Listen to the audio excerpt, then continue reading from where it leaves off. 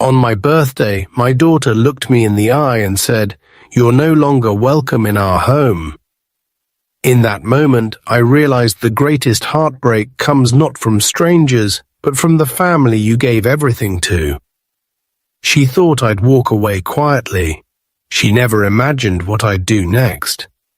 If this story moved you, please like the video, subscribe to the channel for more powerful stories, and share your thoughts or experiences in the comments below. Your support means the world to us. On the morning of my 68th birthday, I woke to the sound of rain tapping against the window, a gentle, persistent rhythm that seemed to echo the heaviness in my chest. I lay in bed for a while, staring at the ceiling, letting the memories of birthdays past drift through my mind. Cakes baked by loving hands, laughter echoing through the house, the warmth of family gathered close. Those days felt like another lifetime, a world that had quietly slipped away while I was busy holding it together. My wife Margaret had been gone for nearly a decade, and in her absence I had poured every ounce of my love and energy into our only child, Emily. I had watched her grow from a bright-eyed little girl into a woman with a family of her own. And though the years had brought their share of distance and misunderstandings, I had always believed that the bond between us was unbreakable. I rose slowly, my joints protesting, and made my way to the kitchen, where I brewed a pot of strong coffee and sat at the table, listening to the rain and the quiet hum of the refrigerator. The house felt emptier than usual, the silence pressing in around me. But I told myself it was just another birthday, just another day.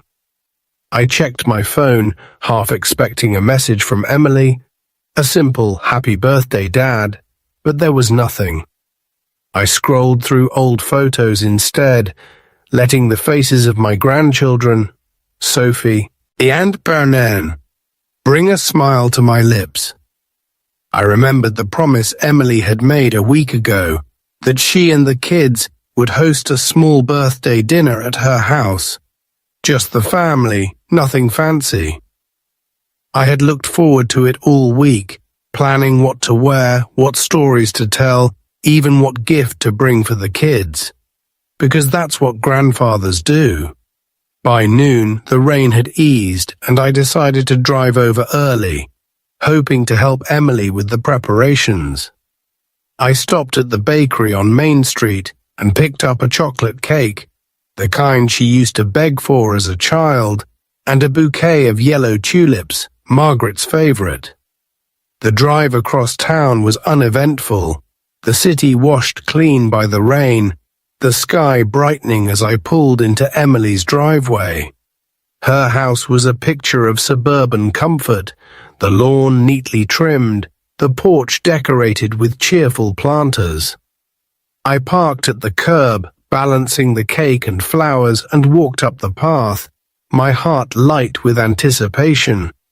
I rang the bell, listening for the familiar sounds of children's laughter, the bark of their old dog, the shuffle of Emily's feet on the hardwood floor.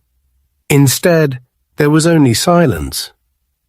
After a moment, the door opened, and Emily stood there, her face pale and drawn, her eyes rimmed with red. For a moment I thought she might be ill, or that something terrible had happened, but she didn't invite me in. She stepped outside, closing the door behind her, and stood between me and the warmth of her home. "Dad," she said, her voice trembling, "we need to talk." I felt a chill run through me, the cake suddenly heavy in my hands. "Is everything all right?" I asked, searching her face for answers.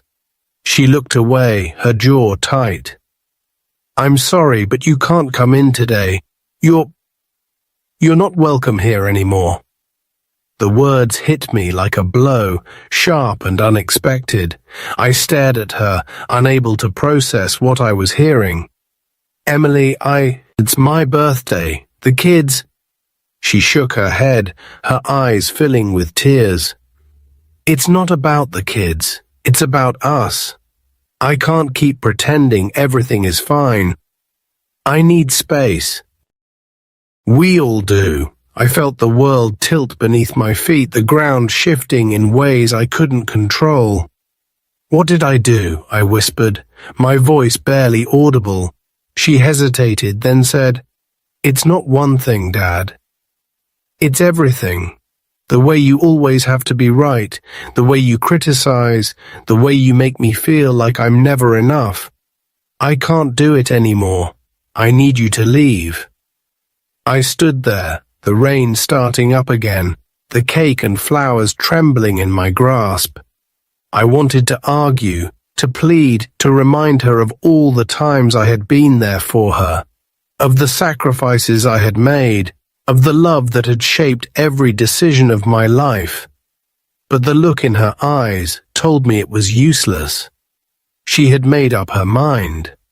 I set the cake and flowers gently on the porch, my hands shaking, and turned to go. As I walked back to my car, I heard the door close behind me, the lock clicking into place with a finality that echoed in my chest. I sat behind the wheel, staring at the house, at the life I was no longer a part of. I thought about driving away, about leaving and never looking back, but something inside me refused to move. I had spent my whole life giving, my time, my money, my love, always believing that family was a bond that could not be broken. But as I sat there, watching the rain streak down the windshield, I realized that bond had been severed, not by time or distance, but by choice. I started the engine, the car rumbling to life, and drove away. The weight of Emily's words pressing down on me. I didn't know where I was going, only that I couldn't go home, not yet, not with the ache of that locked door still fresh in my heart. I drove aimlessly through the city, past the old neighborhood, past the park where Emily had played as a child, past the church where Margaret and I had been married. Everywhere I looked, I saw ghosts, of laughter, of love, of a life that no longer belonged to me. As the sky darkened and the rain fell harder, I made a decision. I would not let this be the end of my story. I would not let Emily's rejection define the rest of my life. I would find a way to reclaim my dignity, to remind her and myself of the man I had been, the father I still was. My birthday, I decided, was not just a day on the calendar. It was a turning point, and I would not let it pass in silence. I drove for hours, the city lights blurring past as the rain turned the streets into rivers of gold and shadow. My mind replayed Emily's words over and over, each syllable cutting deeper than the last. I tried to remember every moment that might have led us here, every argument, every misunderstanding, every time I'd tried to help and somehow made things worse. I thought of Margaret, of the way she used to smooth things over between us, her gentle voice always finding the right words when mine failed. Without her, the distance between Emily and me had grown. Small cracks widening into chasms I hadn't known how to cross. I pulled into the parking lot of an all-night diner, the kind of place where no one asked questions, and sat in the car watching the rain bead on the windshield. I wondered if Emily was watching from her window, if she felt any regret, or if she was already moving on, relieved to have finally spoken the words she'd been holding back for years. I tried to summon anger, to blame her for the pain she'd caused, but all I felt was a hollow ache, a sense of loss so profound it left me breathless. I thought about calling my sister, about finding comfort in her familiar voice, but the shame was too raw, too fresh. Instead, I sat in the silence, letting the storm outside mirror the one inside me. After a while, I went into the diner, ordered a cup of coffee, and sat by the window, staring at the empty street. The waitress, a woman about my age with kind eye, and a tired smile, brought me a slice of pie on the house when she heard it was my birthday. "You look like you could use a little sweetness," she said, and I managed a weak smile, grateful for the small kindness. I ate slowly, savoring the taste, letting it remind me that life still held moments of comfort, even in the midst of heartbreak. As the night wore on, I found myself thinking less about what I had lost and more about what I still had. I had my health, my memories, the love of a wife who had believed in me until her last breath. I had friends, neighbors, a community that had watched me grow from a boy into a man. I had a lifetime of experience, of lessons learned the hard way, of strength forged in the fires of disappointment. I realized, sitting there in the quiet glow of the diner, that I had spent too long letting other people define my worth. I had given and given, always hoping for gratitude, for recognition, for a place at the table. But now, with nothing left to lose, I felt a strange sense of freedom. I could choose, for the first time in years, to put myself first. I paid for my coffee, left a generous tip, and stepped back into the rain, the air cool and clean against my skin. I drove home slowly, the city asleep around me, and let myself imagine a different kind of future. One where I was not waiting for an invitation, not begging for scraps of affection, but building a life on my own terms. When I reached my house, I stood for a long time on the porch, listening to the rain, feeling the weight of the day settle into my bones. I thought about the trust fund I had set up for Sophie and Ben, the life insurance policy that named Emily as the sole beneficiary, the deed to the cabin by the lake that still sat in my name. I realized, with a clarity that was almost painful, that I held the keys to everything Emily valued, her security, her comfort, her future. And for the first time, I wondered what would happen if I took it all away. The thought grew, as intoxicating, a rush of power that made my hands tremble. I spent the rest of the night at the kitchen table, making lists, gathering documents, planning my next move. By morning, I had a plan, a way to remind Emily of everything she owed, of the cost of her betrayal. I would not confront her with anger or accusations. I would not beg for forgiveness or plead for a place in her life. Instead, I would take back everything I had given, piece by piece, until she understood what it meant to be truly alone. I started with the trust fund, calling the bank to freeze the account until further notice, citing concerns about misuse of funds. The manager, an old friend from my days at the mill, didn't ask questions. "You do what you need to do, Tom," he said, his voice low and steady. "Family's complicated." Next, I called the insurance company, changing the beneficiary on my policy to my niece, a single mother who had always treated me with kindness and respect. I drafted a new will, leaving the lake cabin to my sister's children, the only ones who had ever bothered to visit me after Margaret died. Each call, each signature felt like a small act of liberation, a way to reclaim the years I had lost to Emily's ingratitude. By noon, I had undone decades of sacrifice, erasing Emily from every document, every account, every future plan.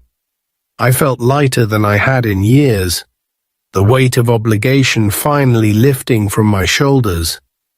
I made one final call to the lawyer who had handled Margaret's estate and asked him to draft a letter to Emily informing her of the changes.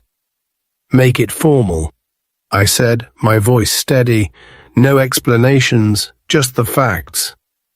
He agreed, promising to send the letter by certified mail the next day. I hung up the phone and sat in the quiet, the house suddenly feeling less empty, less haunted by the ghosts of birthdays past. I poured another cup of coffee and raised it to Margaret's photograph, her smile now a promise rather than a memory. Happy birthday to me, I whispered.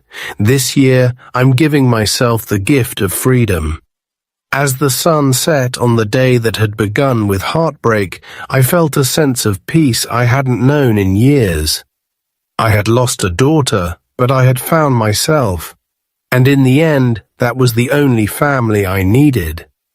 The days that followed were filled with a strange, almost exhilarating sense of purpose. For the first time in years, I wasn't waiting for a call from Emily, wasn't checking my phone for a message that never came. Instead, I poured my energy into reclaiming the parts of my life I'd neglected. I started by cleaning out the garage, sorting through boxes of old tools and forgotten keepsakes, each item a reminder of the man I'd been before I became just dad or grandpa. I found Margaret's gardening gloves, still dusted with earth, and her favorite sun hat, faded from years in the yard. I set them aside, a quiet tribute to the woman who had taught me that love was both a gift and a responsibility. I called my sister Linda and invited her over for dinner. We hadn't seen much of each other since Margaret's funeral, both of us drifting in our own grief, but when she arrived with a bottle of wine and a warm hug, it felt like coming home. We talked late into the night, sharing stories of our childhood, laughing at memories that had grown sweeter with time. She listened as I told her about Emily, about the birthday that had changed everything, and she squeezed my hand, her eyes shining with understanding. "You did what you had to do, Tom," she said softly. "You can't pour from an empty cup." Her words settled over me like a balm, soothing the raw places I hadn't known were still bleeding. The next morning, I woke early and drove out to the lake cabin, the one Margaret and I had bought when Emily was still in high school. The drive was long, the roads winding through forests just beginning to show the first hints of spring. When I arrived, the air was crisp and clean, the water still and glassy beneath a pale blue sky. I unlocked the door and stepped inside, breathing in the familiar scent of cedar and old books. The cabin was just as we'd left it, simple, sturdy, filled with the echoes of summers spent fishing, swimming, and telling stories by the fire. I spent the day airing out the rooms, sweeping the porch, and making a list of repairs. It felt good to work with my hands, to lose myself in the rhythm of honest labor. As I hammered a loose board back into place, I thought about the years I'd spent making sure Emily and her family had everything they needed. Help with the mortgage, new appliances, even covering the cost of Sophie's braces when money was tight. I'd done it all gladly, believing that love meant sacrifice, that a father's job was to give without expecting anything in return. But now, standing in the quiet of the cabin, I realized that I had given too much, had allowed myself to become invisible in my own story. I made a promise to myself that day. I would no longer beg for a place in anyone's life. I would build a life that was mine, one that honored the man Margaret had loved, the man I still wanted to be. That evening, as the sun set over the lake, I sat on the porch with a cup of coffee and watched the sky turn gold and pink. I thought about Emily, about the pain of her rejection, and felt a pang of sadness. But it was softer now, less sharp. I knew there would be hard days ahead, moments when the ache of loss would return, but I also knew that I was stronger than I had ever realized. I was not a victim. I was not a martyr. I was a man who had loved deeply, who had given everything, and who had finally learned to love himself enough to walk away. As darkness fell and the first stars appeared, I whispered a silent prayer, not for Emily, and not for reconciliation, but for the courage to keep moving forward, to keep choosing myself one day at a time. The next morning, I packed up the car and drove back to town, feeling lighter than I had in years. I stopped at the bakery on the way home, buying a loaf of fresh bread and a box of pastries for Linda. When I walked through the door, she greeted me with a smile, her arms open wide.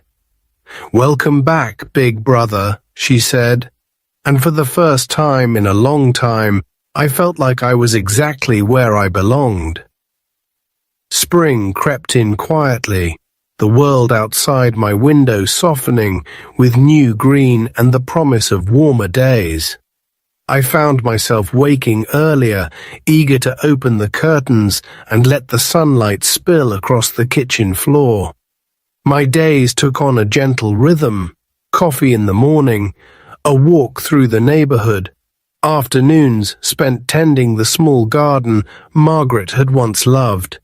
I planted tomatoes and beans, remembering the way she used to hum as she worked, her hands sure and steady in the earth. The ache of Emily's absence was still there, but it no longer defined my every thought.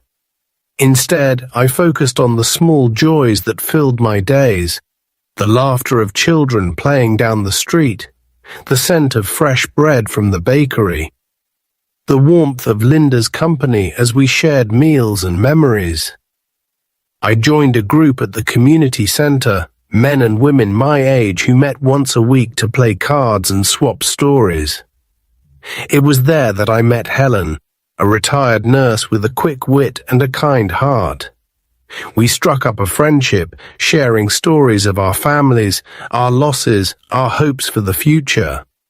She listened without judgment when I told her about Emily, about the birthday that had changed everything, and she offered comfort without pity.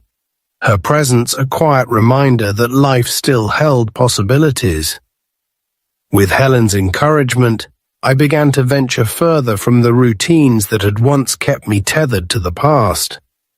I took day trips to nearby towns, explored museums and art galleries, ate in small cafes where no one knew my name. I sent postcards to Sophie and Ben from every stop, telling them about the things I had seen, the people I had met, the lessons I was learning. I didn't know if Emily would let them read my words, but I hoped that someday they would understand that their grandfather had chosen to live, not just exist. As the weeks passed, the sharp edges of my anger softened, replaced by a quiet resolve. I would not let bitterness define me. I would not let Emily's choices become the measure of my worth. I had given her everything I could, and now I was giving myself permission to move on. One afternoon in late April, as I was returning from the garden, I found an envelope in my mailbox, addressed in Emily's handwriting. My heart pounded as I carried it inside, the old ache flaring up despite my best efforts to let go. I sat at the kitchen table, turning the envelope over in my hands, debating whether to open it or throw it away. In the end, curiosity won out. The letter was short, almost businesslike. Emily wrote that she understood my decision, that she was sorry for the way things had turned out, that she hoped we could find a way to rebuild for the sake of the grandchildren, if nothing else. She didn't mention the birthday, didn't apologize for the pain she had caused, but there was a note of uncertainty in her words, a hint that maybe, just maybe, she was beginning to understand the cost of her actions. I read the letter twice, then set it aside, unsure of how to respond. I wanted to believe that people could change, that wounds could heal, but I also knew that forgiveness was not the same as forgetting. I would not rush back into the old patterns, would not offer myself up for more disappointment. If Emily wanted to rebuild, she would have to do the work, to show up, to prove that she valued me not for what I could give, but for who I was. That night I wrote her a reply, short, honest, without bitterness.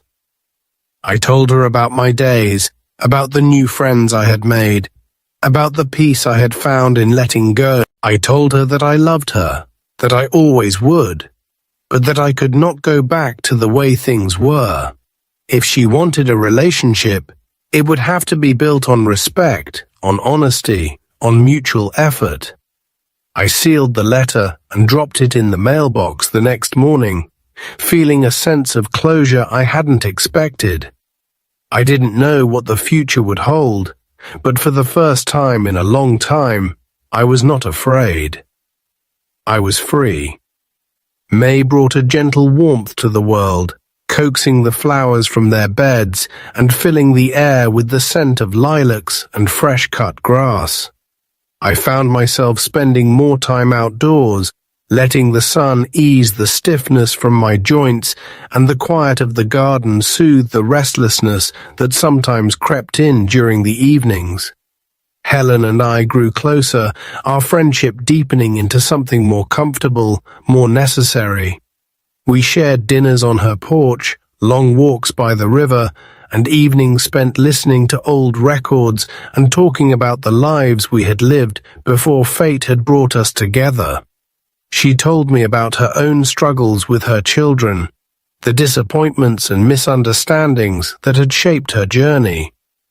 We laughed about the stubbornness of grown children, the way they seemed to forget that their parents were people with dreams and limits of their own. With Helen, I felt seen in a way I hadn't in years, not as a father or a provider, but as a man with his own story, his own worth.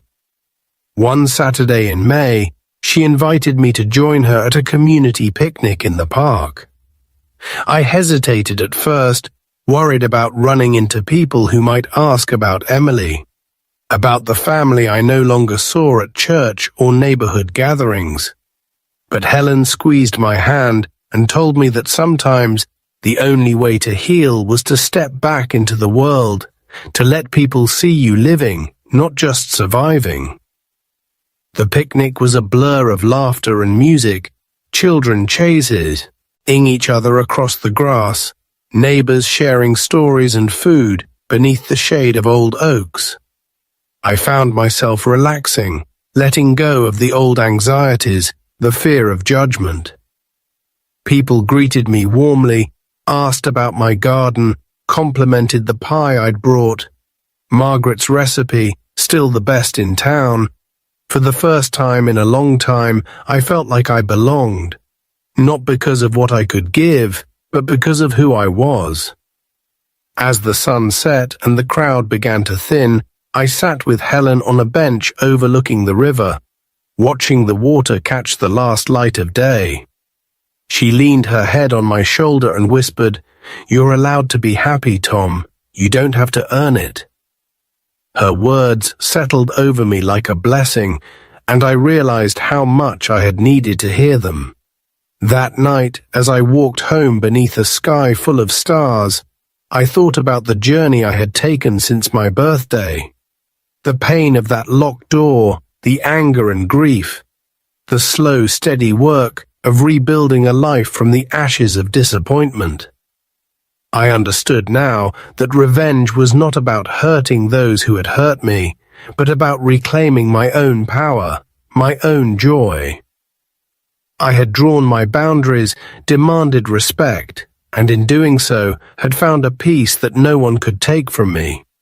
The next morning, I received a call from Emily. Her voice was softer, more hesitant than before. "Dad, the kids have a school play next week. They'd really like you to come." I hesitated, memories of past rejections flickering through my mind, but Helen's words echoed in my heart. "I'd like that," I said. "Just let me know the time." The day of the play, I dressed in my best shirt, the one Margaret had always said brought out the blue in my eyes, and drove across town to the school auditorium. I arrived early, finding a seat near the front, my heart pounding with nerves and hope.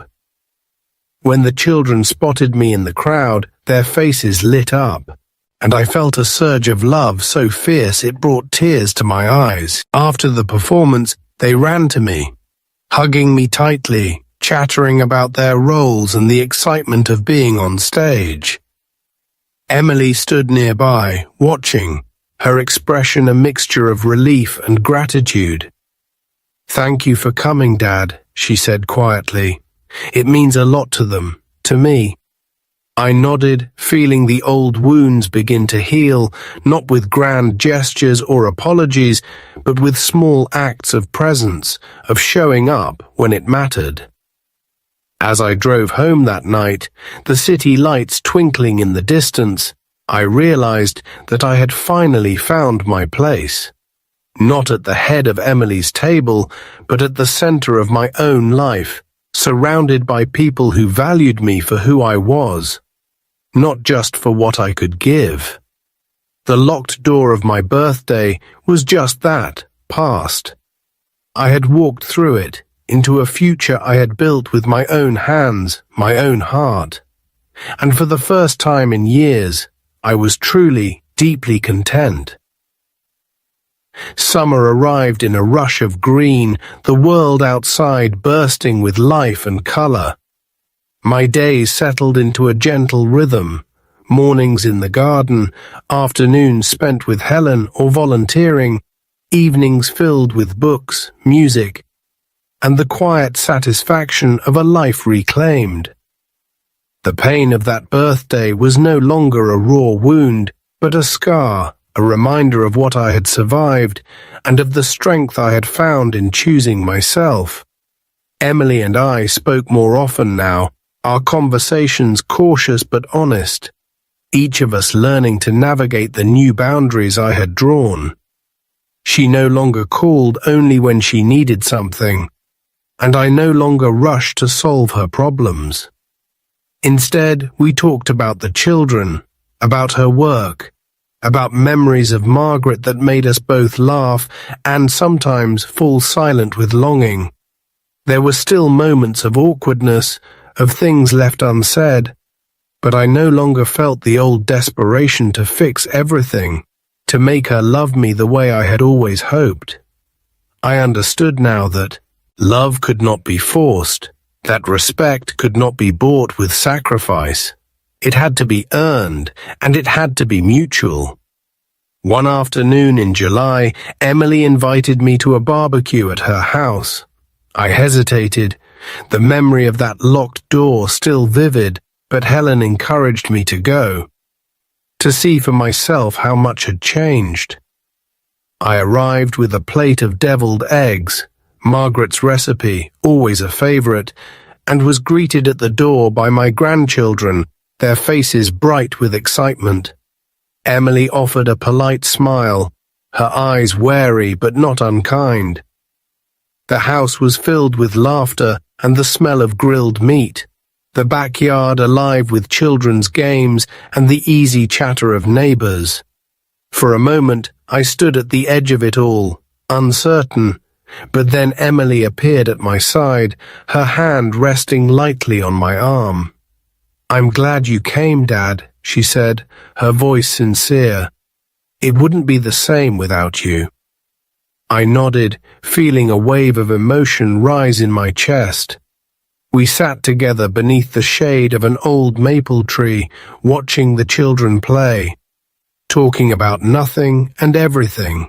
There was no mention of the past, no apologies or explanations, just the simple comfort of being together, of sharing a moment that felt, if not perfect, at least real.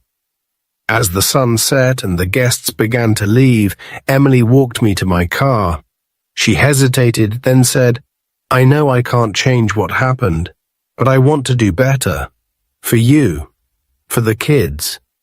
I looked at her, seeing not just my daughter, but a woman trying to make amends, to build something new from the ruins of our old life. "We both do," I said quietly. "It's never too late to start again." That night, as I sat on my porch with Helen, watching the fireflies dance in the warm summer air, I felt a sense of peace I had never known. I had lost so much, but I had gained something far more valuable, a sense of self, a life that was truly my own. I thought about the journey I had taken, the pain and the anger, the slow, steady work of healing. I realized that revenge was not about punishing those who had hurt me, but about refusing to let their actions define my future. I had chosen to live, to love, to forgive, not for Emily's sake, but for my own. As the stars appeared one by one in the darkening sky, I whispered a silent thank you to Margaret, to Helen, to the friends and strangers who had helped me find my way. I knew there would still be hard days, moments when the old wounds ached, but I also knew that I was no longer alone. I had built a new family, one chosen not by blood, but by kindness, by respect, by the simple act of showing up. And as I closed my eyes, listening to the sounds of summer all around me, I knew that I was exactly where I was meant to be. August brought a golden haze to the afternoons, the kind of light that made even the most ordinary moments feel precious. I found myself savoring the small things, Helen's laughter as we played cards on the porch, the taste of sun-warmed tomatoes from the garden, the quiet satisfaction of a day spent in honest work. My world had grown both smaller and richer, filled with people who valued me for who I was, not just for what I could give. Emily and I continued to rebuild, slowly and carefully, each interaction a step towards something more honest and enduring. She invited me to more family gatherings, sometimes just for coffee, sometimes for a Sunday meal. The grandchildren grew bolder in their affection, no longer shy or uncertain, but eager to share their stories, their triumphs, their small heartbreaks. I watched them grow, their faces changing with each season, and felt a deep gratitude for the chance to be part of their lives again. There were still moments of awkwardness, of words left unsaid, but I no longer felt the need to fill every silence, to fix every problem. I had learned that some wounds heal only with time, and that forgiveness, real forgiveness, is a gift we give ourselves as much as others. One evening, as Helen and I walked through the park, she asked if I ever regretted the choices I had made, the boundaries I had drawn, the sacrifices I had reclaimed. I thought about it for a long moment, watching the sun dip below the horizon, painting the sky in shades of orange and violet. I used to, I admitted. I used to wonder if I'd done the right thing, if I'd given up too soon. But now I see that I was saving myself. I was teaching Emily and myself that love isn't about erasing who you are for someone else. It's about showing up, honestly, even when it's hard. Helen squeezed my hand, her eyes shining with pride. "You're a good man, Tom. You deserve every bit of happiness you found." Her words settled over me like a blessing, and I realized how far I had come since that birthday, how much I had grown. I was no longer waiting for someone to unlock the door, to invite me in. I had found my own way home. As autumn approached, the air grew crisp and the leaves turned gold and red. I felt a sense of anticipation, not dread. I decorated the house with Helen, stringing lights along the porch, hanging a wreath on the door. I baked Margaret's chocolate cake, the recipe now a bridge between past and present, loss and renewal. On my next birthday, Emily and her family arrived early, their arms full of gifts, their faces bright with hope. There was no grand apology, no dramatic reconciliation, just the quiet, steady work of being together, of choosing each other day after day. We gathered around the table, sharing stories, laughter, and the simple joy of belonging. As I looked around at the faces of those I loved, I realized that the greatest revenge was not in taking back what I had given, but in refusing to let bitterness define me. I had built a life of meaning, of connection, of self-respect. I had Sho and Emily and myself. That family is not a right, but a privilege, one that must be earned and cherished. That night, after everyone had gone, I stood on the porch, the cold air sharp and clean, the sky ablaze with stars. I thought of Margaret, of the years we had shared, of the lessons I had learned in her absence. I whispered a thank you to the universe, to the people who had helped me find my way, to the man I had become. I was not defined by the doors that had closed behind me, but by the ones I had opened for myself. And in that quiet, starlit moment, I knew that I was, at last, truly free. Winter returned, gentle and quiet, dusting the world in white and softening the edges of every memory. I found myself reflecting more often, not with regret, but with a kind of gratitude for the journey that had brought me here. The pain of being told I was no longer welcome, of standing on that porch with a birthday cake in my hands and nowhere to go, had once threatened to break me. Now it felt like a distant echo, a lesson learned at great cost, but with even greater reward. My life was full in ways I had never expected. Helen and I spent our weekends exploring small towns, attending local fairs, and savoring the simple pleasures of good company and shared laughter. My garden flourished, the tomatoes and beans thriving under my careful attention, and I took pride in sharing the harvest with neighbors and friends.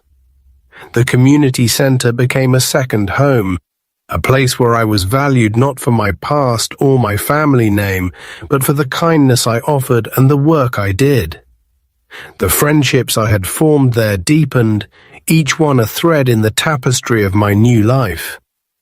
Emily and I continued to rebuild, slowly and carefully, each interaction a step towards something more honest and enduring. She invited me to more family gatherings, sometimes just for coffee, sometimes for a Sunday meal. The grandchildren grew bolder in their affection, eager to share their stories, their triumphs, their small heartbreaks.